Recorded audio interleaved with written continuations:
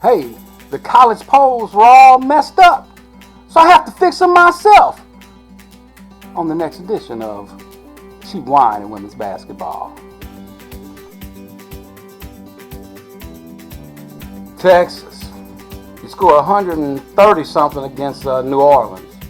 Then you beat Stanford. You've got to be ranked ahead of them. Hey, I'm ranking you guys here. Let me see my poll. I got South Carolina and UConn 1 and 2. Indiana number 3. Texas number 4. 4. Hey, they beat the defending national champions. They look like they want to score on everybody. Hey, what else can you do? If you don't give them their props now, when you gonna give it to them? Hey, Arizona, you were in a championship game last year. You beat Louisville. How in the world can they rank Louisville ahead of you once you beat them? Don't make sense. I got to give you your props. Arizona, I'm ranking you number 6. I'm ranking Maryland 5, Arizona 6. That's what I'm going to do. All right, now I'm rounding out my top 10 with Oregon, Iowa, NC State. They've got a loss, but hey, they lost at number 1. They don't fall. They don't flip-flop out of the top 25. They're still in it. They go to number 9. Baylor, number 10. Okay, I'm going to run through 11 through 20 real fast. Stanford, Louisville, number 12. UCLA, 13. Texas A&M, 14. Florida State, Iowa State, Tennessee, Michigan, Oregon State, and Ohio State. That's the top 20.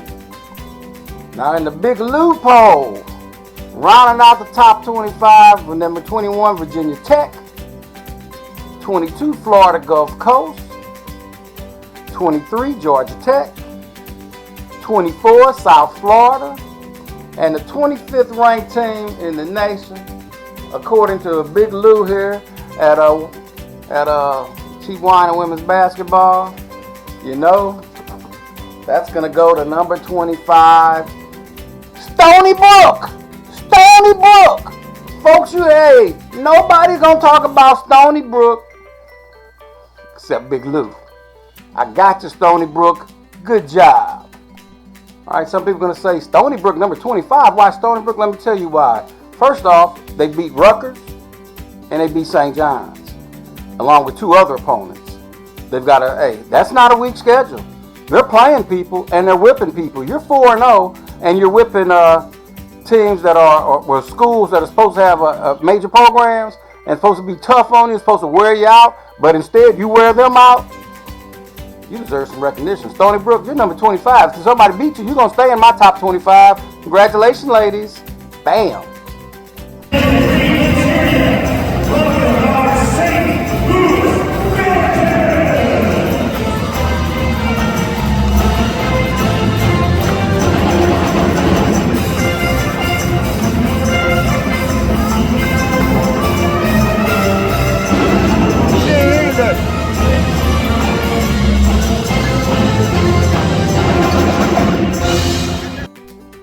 Okay, I'm not even going to front.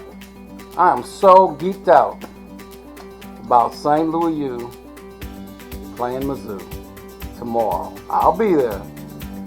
And I'm a SLU season ticket holder, so I'm somewhat biased, but I love Mizzou. I'm not going to hate on Mizzou. I love Mizzou. I love Missouri State.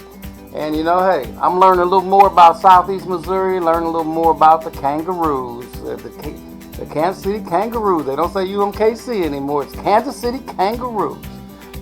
But, hey, I'm going to be honest with you. If Mizzou doesn't beat SLU by 15, something's not right. They've got way more depth.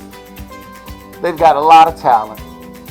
I'm not going to say way more talent, but they can come at you in waves. They got player after player that can keep coming in and make positive input into the game.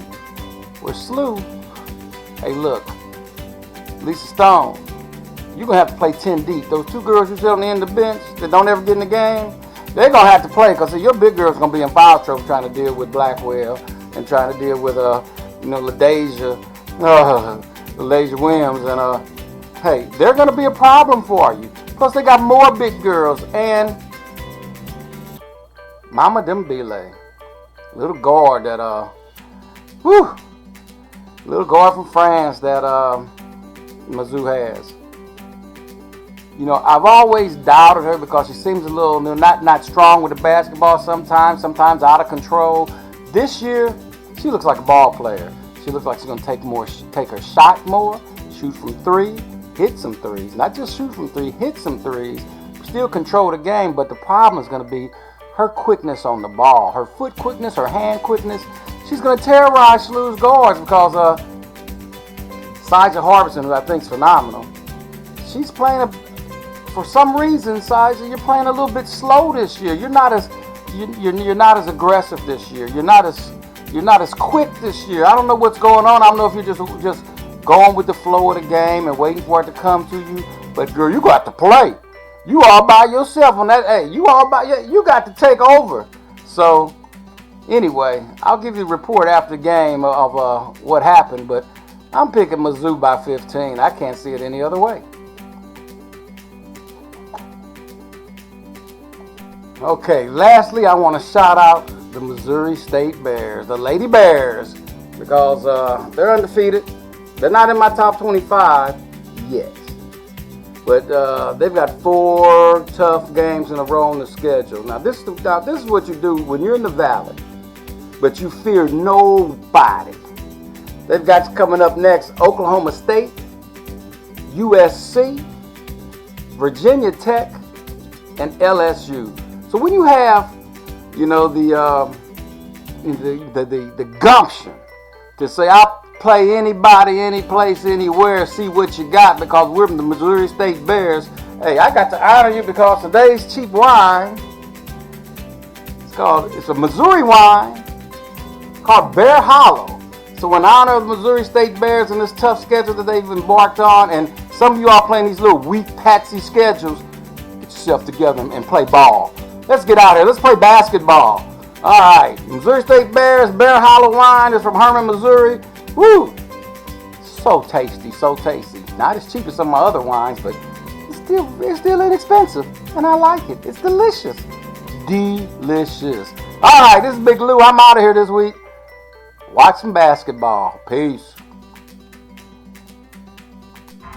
Hey there, everybody. Headed into Cw&W versus Indiana State. Big game Wednesday with Mizzou.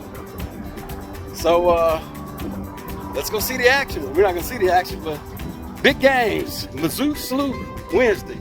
Peace.